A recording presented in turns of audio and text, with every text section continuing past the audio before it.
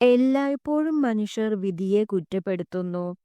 എന്നാൽ യഥാർത്ഥത്തിൽ തെറ്റുകളുടെയും അഭിനിവേശത്തിന്റെയും ബലഹീനതകളുടെയും പ്രതിധ്വനിയാണ് അവന്റെ ജീവിതം.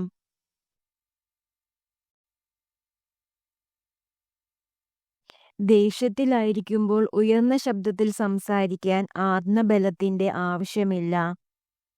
എന്നാൽ ദേഷ്യം വരുമ്പോൾ നിശബ്ദരായി ഇരിക്കുവാൻ ആത്മബലമുള്ളവർക്ക് മാത്രമേ സാധിക്കുകയുള്ളൂ. എനിക്കില്ലാത്തത് നിനക്കും വേണ്ട എന്നല്ല, പകരം എനിക്ക് കിട്ടാതെ പോയത് നിനക്ക് കിട്ടട്ടെ എന്ന് ചിന്തിക്കുന്നിടത്താണ് നാം മനുഷ്യനാകുന്നത്. കൂടെയുള്ളവരെ നമ്മൾ ആത്മാർത്ഥമായി സ്നേഹിക്കുമ്പോൾ അവർക്കും അവരുടേതായ ഇഷ്ടങ്ങൾ ഉണ്ടെന്ന് മറന്നു പോകരുത്. അങ്ങനെ മറക്കുമ്പോൾ നിങ്ങളുടെ സ്നേഹം അവർക്കൊരു ഭാരമായി മാറുന്നു. മനസാക്ഷിക്ക് നിരക്കാത്ത ഒന്നും ചെയ്തിട്ടില്ല എന്ന ഉത്തമ ബോധ്യമുണ്ടെങ്കിൽ മറ്റുള്ളവരുടെ ശത്രുത ഗൗനിക്കേണ്ടതില്ല. എല്ലാവരെയും തൃപ്തിപ്പെടുത്തി ജീവിക്കാൻ ആർക്കും സാധിക്കില്ല.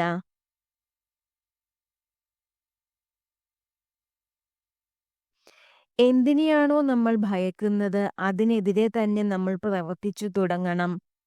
കാരണം ചിന്തയിലൂടെയല്ല, പ്രവൃത്തിയിലൂടെയാണ് ആത്മവിശ്വാസവും ധൈര്യവും വളർന്നു വരുന്നത്.